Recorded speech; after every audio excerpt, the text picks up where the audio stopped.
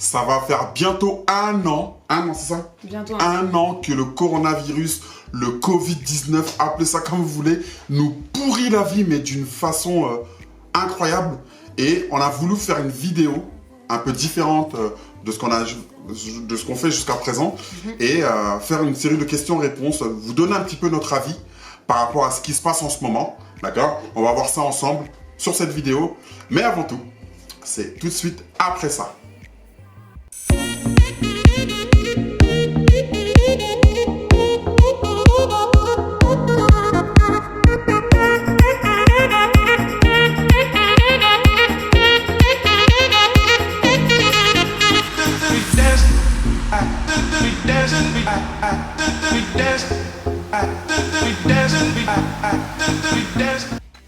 Bonjour à tous, c'est Maëva et Lou.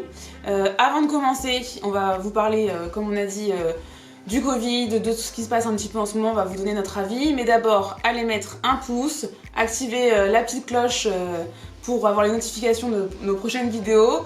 Abonnez-vous, laissez des commentaires, partagez, likez, tout ce que vous voulez, faites-vous plaisir. Nous, ça nous encourage et ça nous fait très très plaisir. Ouais. Voilà, alors aujourd'hui, on va vous donner notre avis un petit peu sur... on a fait 10 petites questions, pour ou contre. N'hésitez pas à nous mettre, vous aussi, dans les commentaires si vous êtes pour ou si vous êtes contre.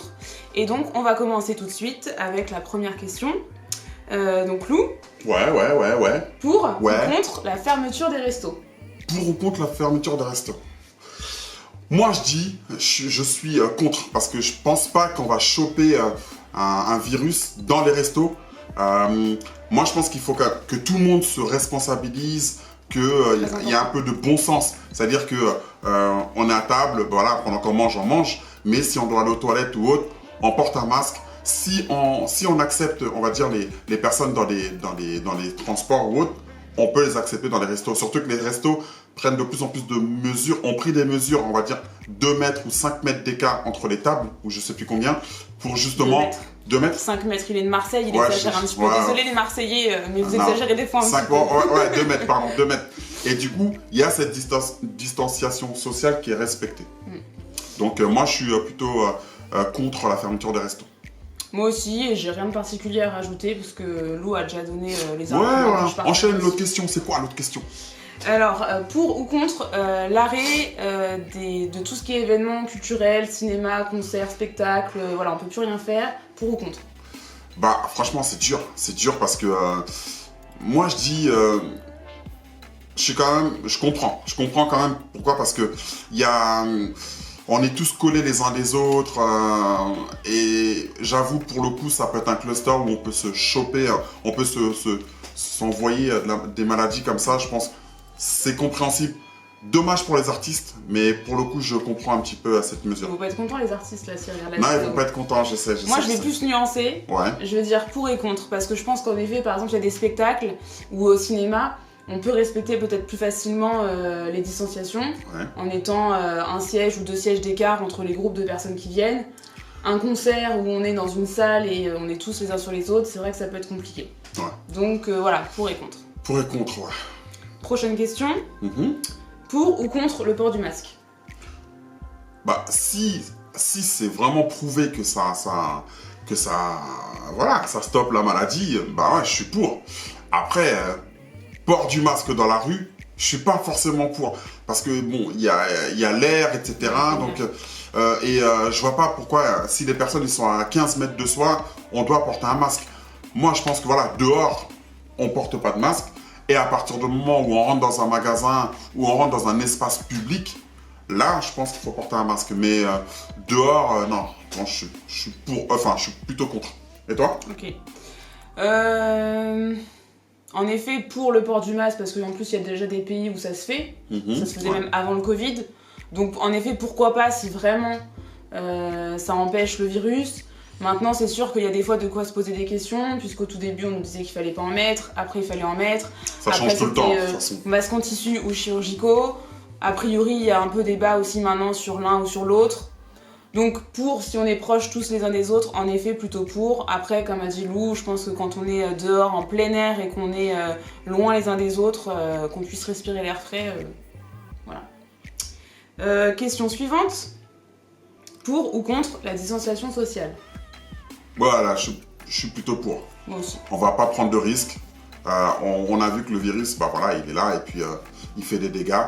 Donc ça a été prouvé que plus on est prêt, plus on l'attrape.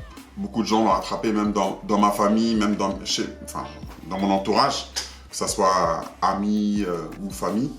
Donc moi je suis plutôt pour. Ouais. Et toi? Ok, plutôt pour aussi, parce qu'on n'est jamais trop prudent. C'est vrai que les postillons, ce genre de choses, plutôt pour. Plutôt pour. Super. Pour ou contre, grosse question, roulement de tambour, le vaccin. Alors là, le vaccin, alors là, moi je suis complètement contre, parce que pour moi, ils sont pas au point. Pour moi, ils sont pas au point, ils sont, voilà, les vaccins arrivent, je pense que c'est plus du business qu'autre chose. Je pense qu'ils veulent faire de l'argent, ils ont des milliards à prendre, ils sont cotés en bourse, ils ont des actions qui doivent monter. Donc pour moi... C'est le businessman qui parle. Là, c'est le businessman qui parle. Moi, je pense que c'est du pur business. Et je pense qu'il faut peut-être attendre un peu avant de se vacciner parce qu'on ne connaît pas vraiment les effets secondaires à court terme et surtout à long terme. Donc c'est un peu trop tôt, je pense, pour se faire vacciner. Après, j'ai entendu que les Français, ils se ruaient vers les vaccins, etc. Parce que, entre parenthèses, comme on dit, ce qui est rare est cher. Donc moins il y a de vaccins, plus les gens ils veulent. Et donc, je pense que c'est pas forcément une bonne idée. Il faut attendre un peu avant que les premiers résultats fassent leurs preuves.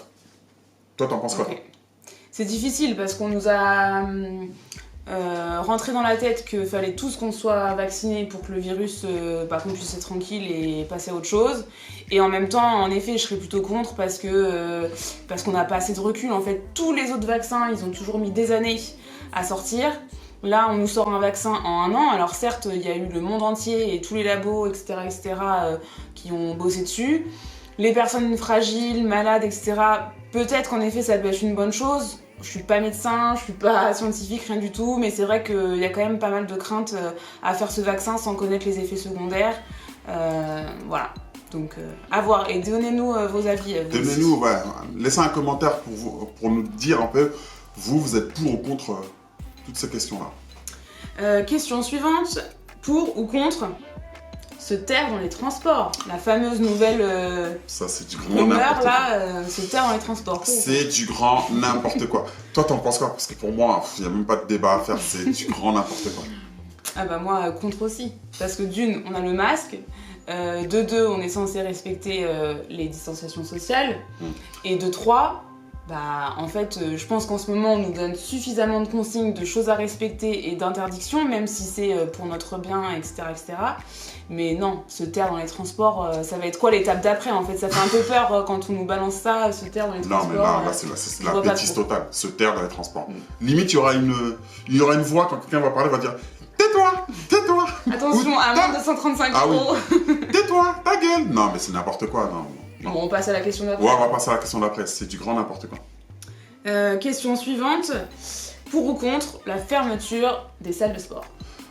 Alors là, c'est une question à double tranchant, parce que d'un côté... moi, je tranche tout de suite, par contre. Ah, vas-y, toi, moi, je suis contre. Je suis contre parce que salles de sport, en général, ils sont tous prêts, ils ont tous proposé de pouvoir limiter le nombre d'adhérents dans la salle de sport. Il y a même beaucoup de salles de sport qui ont mis en place avec leurs applications des inscriptions pour réserver le cours pour qu'on soit moins nombreux. Donc non, je pense qu'on peut... Enfin, je suis contre. Il y a des salles de sport devraient pouvoir réouvrir, puisque déjà, en temps normal, on est censé désinfecter nos machines qu'on utilise, venir avec sa propre serviette, ce genre de choses. Donc non, moi, je suis contre. Ok. Ouais. En fait, elle a raison. Mais... C'est contraignant, en fait, c'est ça. Non. Je veux pas aller faire du sport. sport. Non, mais moi, je suis un sportif, donc forcément, à la salle, ça me manque. Mais c'est vrai que tout le monde ne respecte pas. Mais c'est ce que tu disais tout à l'heure. Il faudrait que tout le monde se responsabilise. Voilà, parce que moi par exemple, je vois à la salle, il y a des personnes qui nettoient pas après être passées, qui mettent pas de serviette, qui transpirent mais qui touchent partout, mais qui nettoient absolument rien. C'est chaud parce que les salles de sport, c'est aussi un nid à bactéries. Et ça a double tranchant. À partir du moment où les gens ne respectent pas à 100%, je peux comprendre que ça soit fermé. Après, psychologiquement et dans la vie des gens, et c'est dommage parce qu'on est privé de quelque chose, c'est un bien-être pour le corps. Moi, j'en ai besoin. Et c'est vrai que le fait que la salle soit fermée, c'est très compliqué. Mais je peux aussi comprendre le gouvernement par rapport à ça. Et je comprends aussi la détresse des salles de sport qui, eux, ont pris toutes les mesures pour pouvoir respecter les distanciations sociales. Je comprends ce que tu dis, en même temps, moi je suis plutôt contre parce que les transports en commun, bah, on est tous dedans, on touche tous la poignée, la barre de métro, etc. Et on n'a pas le gel qui est vaporisé dans le métro pour en avoir en permanence sur les mains. Quoi. C'est clair. Donc l'un dans l'autre, si on doit comparer, bon. Prochaine question, pour ou contre le couvre-feu à 18h, à 20h, couvre-feu tout court, enfin le principe du couvre-feu, qu'est-ce que t'en penses? Alors moi, le couvre-feu, je suis... Facile. C'est dur ça. Franchement, je préfère le couvre-feu que le confinement. Oui. Donc je vais dire pour le couvre-feu et contre le confinement. Parce que le confinement, ça pète complètement l'économie. L'économie, laisse tomber. C'est-à-dire qu'on ne peut plus sortir. Voilà. Couvre-feu au moins, tu as la journée pour pouvoir faire tes courses, pour pouvoir vivre. Et le soir, ok. Mais d'un côté, je comprends pas. C'est pas à 18h qu'on va arrêter de se filer des maladies. C'est-à-dire que... Il rentre chez lui aussi le microbe à 18h. Voilà, le microbe aussi, il rentre chez lui. Donc, c'est-à-dire que si, dans la journée, on n'est pas confiné, bah, on peut se donner les microbes toute la journée. Et à 18h, il y a une petite trêve, voilà, une petite pause. Et le lendemain, rebelote, dans la journée, on se redonne des microbes. C'est un peu bizarre, un peu. Et toi, t'en penses quoi ? Plutôt pour aussi, parce que si on part du principe que c'est le couvre-feu ou le confinement, en effet, je préfère le couvre-feu. Par contre, je mettrais une petite nuance, c'est que le couvre-feu à 18h, je trouve quand même que ça oppresse encore plus, parce que 18h, bah, on va au travail et on rentre chez nous, on a le temps de même pas faire les courses. Alors, question suivante, pour ou contre le passeport vaccinal, je sais plus trop comment on l'appelle, mais voilà, cette histoire-là. Ouais, passeport. Moi... Le passeport vaccinal, en fait, je suis pour et contre. Alors, pour les personnes, on va dire, qui doivent absolument voyager, ça peut être quelque chose de bien. Ça leur évite de faire des tests PCR, notamment se charcuter le nez. Moi, j'ai trop peur de ça. Que le passeport vaccinal, ça veut dire que tu serais obligé d'avoir fait le vaccin pour pouvoir aller dans un pays, c'est ça hein? Voilà, c'est-à-dire qu'en fait, à partir du moment où tu te fais vacciner, t'es tamponné. Et, ça veut dire que les gens, comme tu es en train de dire, les gens qui voyagent beaucoup, ils doivent faire le vaccin. Et tu trouves que c'est une bonne chose, c'est plutôt pour? Ah, c'est compliqué quand même. C'est chaud. C'est chaud. Parce que les gens qui n'ont pas la chance de faire les vaccins, ça veut dire quoi? Ça veut dire qu'ils ne peuvent pas voyager. Non. Je pense que pour ceux qui veulent faire un vaccin, le vaccin, ils font leur vaccin, il n'y a pas de problème. Par contre, ça ne doit pas être, on va dire, un document discriminatoire. C'est-à-dire que ceux qui n'ont pas de vaccin ne peuvent pas aller dans tel ou tel pays, etc. Là, on crée des sous-catégories, c'est un peu moins bien, quoi. Ouais. Après, c'est compliqué parce qu'il y a des pays qui ont déjà un certain nombre de vaccins que tu es obligé de faire pour aller chez eux. Exactement. Tu vois, donc ça existe déjà un petit peu. En fait, c'est difficile de répondre parce que comme à la base, je suis plutôt contre le vaccin. Ah, moi, je suis contre le vaccin, ça c'est clair. Je me verrais pas me faire vacciner juste pour pouvoir aller dans certains pays. Et en même temps, bah, si ça nous freine dans nos possibilités de voyage... Bah ça c'est pas possible pour moi. Ouais, c'est clair. Donc ouais, c'est difficile de répondre. Après, je pense que les personnes qui ont le vaccin par exemple, et à partir du moment où ils voyagent, ils sont dispensés de tests PCR, ok, c'est-à-dire que voilà, tu veux te faire vacciner, tu te fais vacciner, et grâce à ce passeport, bah voilà, tu sais que quand tu arrives dans un pays, tu montres le passeport, voilà, pas besoin de test, pas besoin de quarantaine, parce qu'on est parti encore pendant quelques années, gros mois, on va dire, par rapport à ce Covid. Donc, ouais, ça peut être bien. Ça peut être dispensé de tests PCR. Sinon, vraiment, moi, je suis contre ça. Ok, bon. Dernière question, enfin, avant-dernière question. Pour ou contre le confinement? Je suis contre. Moi, je suis complètement contre le confinement. Pour moi, ça... Voilà, le Covid, ok, c'est mortel, mais la grippe, ça tue plus. Et on confine pas, en fait. Dans ce cas-là, à chaque grosse bactérie, chaque virus, on devrait confiner. Non, ça se passe... Enfin, déjà, je comprends pas pourquoi ce virus, qui tue moins que les autres virus ou maladies, on en fait tout un tas. Ok, c'est dangereux, c'est vrai. Mais de là, arrêter toute l'économie, tu vois, il y a des gens qui se suicident, il y a des couples qui divorcent, il y a des dégâts incroyables, il y a des violences familiales. Familiaux ou familiales? Violence familiale. Familiales. Féminin, masculin, il a un peu de mal. Excuse-moi. Violence familiale, etc.